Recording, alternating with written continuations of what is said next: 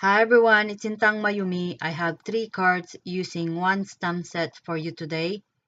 For this month collaboration, we are using Hero Arts Daisy and Bugs stamp and die set. For my first card, I did stamp all my images first on a shipping label. I used VersaFine Onyx Black ink to stamp them. You can use any ink you have for this one. And you can also use stamping mask paper, but I only have shipping labels, so I just use that. I can use the dies for this to cut the mask, but I don't want the border around the images when you die cut it, so I fussy cut them with my scissor. I use 140-pound Strathmore watercolor paper. I'm going to stamp the flowers and leaves on the paper with VersaFine Onyx Black ink and just use the mask on the flowers. It doesn't matter which flower is in front or back. I just don't want them overlapping each other. I moved the mask where I needed them to be. This is why I said earlier that I don't want the border on the mask if you die cut them. That's why I fussy cut the images because I want the flowers and leaves close to each other. After I'm done with the stamping, I'm going to emboss this panel with clear embossing powder, and then I'm going to melt all that powder using my heat tool. I was inspired by Kelly's video on how she colored the flowers on her card using the Zig Clean Color Wheel brush markers. Her card turned out so beautiful and I thought I could recreate that card that she made on her video. I will leave her link in my description box below so you can check that video that I'm talking about. So if you guys are new to my channel, I do this collaboration challenge with my crafty BFF, Cherryl Sabado, here on YouTube, where we chose one stamp set that we have in our stash and make 3 cards out of that stamp set. We can also use other stamp set to create our cards. As always, Cheryl's link is in my description box below. If you click on the link, it will take you to her channel or to her collaboration video this month. After I colored the flowers, I did some splattering on the panel using the same colors of Zig markers that I use on the flowers. I use this box to do my splattering so the colors or paint won't go everywhere. I also use gold shimmery paint from Prima Metallic Accent to, to add a little bit of gold on the panel. And I'm just using the edges of the box to do the tapping of my paintbrush. After the splattering is done, I'm going to dry my panel using my heat tool. For the sentiment, I use a stamp set from the Tan and it's called Timeless Icon. I use the stamp that says to plant a garden is to believe in tomorrow by Audrey Hepburn. I'm going to stamp the sentiment with Versamark ink on a scrap of black cardstock and emboss it with white embossing powder and melt the powder using my heat tool. I use my Fiskars trimmer to cut my sentiment as straight as possible, and I also cut my scrap of vellum to mat my sentiment. I cut my panel a little bit on the sides. I use strong double-sided tape and a little bit of liquid glue because my panel is warped from watercoloring. I want to make sure it is well adhered on my card base. My card base is 110-pound Coordinations black cardstock. I also use double-sided tape on the back of the sentiment and adhere it on top of the vellum, and added foam tape and adhere it on the lower part of the card. I cut the excess paper that is hanging off the card and adhere my panel on the card base. I didn't remove the double-sided tape release paper all the way yet. If you do this, it will help you line up the panel first before you commit to adhering it on your card base. For the inside of the card, I stamped and I did the same thing just like what I did on the front of the card. I used distress oxide inks to stamp my flowers, and colors that I use are wilted violet, worn lipstick, and pink raspberry oxide inks. And again, I used the mask that I used on the front panel and used the masks where I need them to be. I don't think I will be saving this mask that I made because after I use them, they are soaked with ink and already pulling apart. I'm just finishing this last ones here and the stamping is done.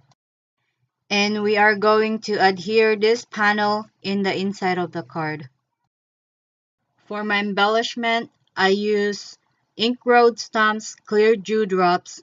I like these dewdrops because it has different sizes, but it was pricey for the amount of dewdrops that you get. As you can see, the container is so little. I adhere my embellishment using glossy accents. And my card is finished. Next, we are going to make the second card. For the second card, I stamped the flower on a 90-pound Strathmore watercolor paper and used VersaFine Onyx Black ink. I stamped the flower twice just in case I messed up my coloring later. I will have extra and it will save me time later. And then I'm going to emboss the flowers with clear embossing powder and melt the powder with my heat tool. As you can see, I don't like the first color for the flower and it's good I have extra to color. I use my Daniel Smith watercolor paints to color the flowers and background. I will add a little bit of music here and I will be back when the coloring is done.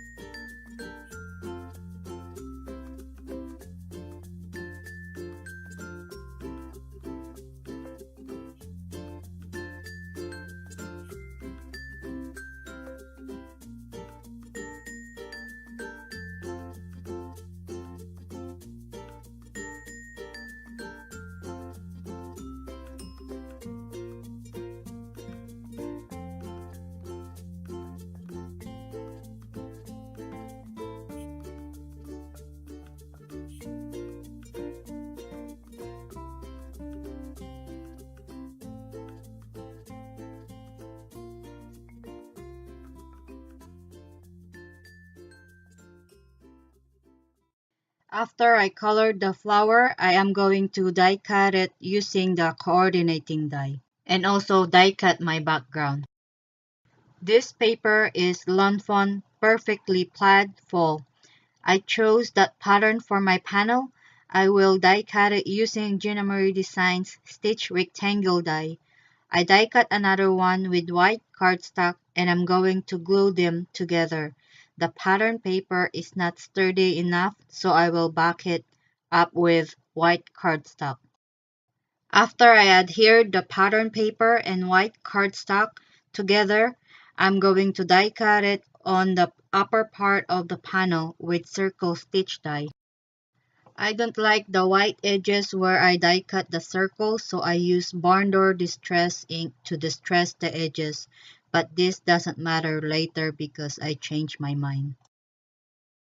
I did color the leaves and ladybugs off camera with Daniel Smith watercolor paints and die cut them using the coordinating dies. This is where I changed my mind. I wanted to have something on the edges of the circle, so I go through my circle dies and pick two dies that will fit on the outer circle, and die cut a circle ring with gold glitter paper. And the paper I use is DCWB Glitzy Glitter 6x6 paper pad. I'm going to adhere the circle ring using glossy accents, and I think that looks much better than the distressed edges. I'm now going to adhere the background circle behind the panel and adhere this panel on my card base. My card base is top folding card base, and it's 110-pound Recollections rose petals cardstock that I got from Michael's. I also use a little bit of liquid glue to make sure my panel is well adhered on my card base. I use foam tape to adhere the flower on the background circle. I arrange the leaves behind the flowers the way I want them to be and use my tweezer to perfectly place them in the middle. For my sentiment, I went ahead and cut a scrap of craft cardstock. I will use the peach colored cardstock to mat my sentiment.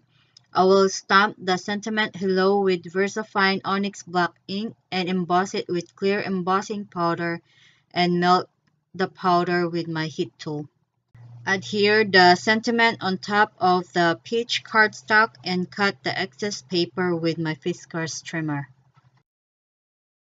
I also adhere two of the ladybugs on both sides of the sentiment with glossy accents. I use foam tape to adhere the sentiment so it has a little bit of raise and adhere it on the lower part of the card. For the inside of the card, I die cut another panel from that peach colored cardstock using Junimary Design Stitch Rectangle die set, and I'm going to ink the flower with Kaleido Color Tomato Vine ink and stamp it on this panel. And I'm going to adhere one of the ladybug using glossy accents and adhere this panel in the inside of my card. I use my Spectrum Noir sparkle pen to add some shimmer on the flower and also on the leaves and on the ladybugs too. For my embellishment, I use Ink Road Stamps dewdrops again and just add a couple of dewdrops on the flower. For the third and final card, I use Ink on 3 Fade Out ink to do some no-line coloring. I will stamp almost all of the images from the stamp set to make my own pattern. This is my first time with no-line coloring. I don't know what will be the result when I started it, as I haven't tried it yet before. It took me a long time to color the whole panel. I did went back to it a few times as I have things I needed to do.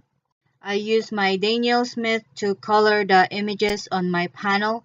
I will leave you some music here and I will be back when the coloring is done.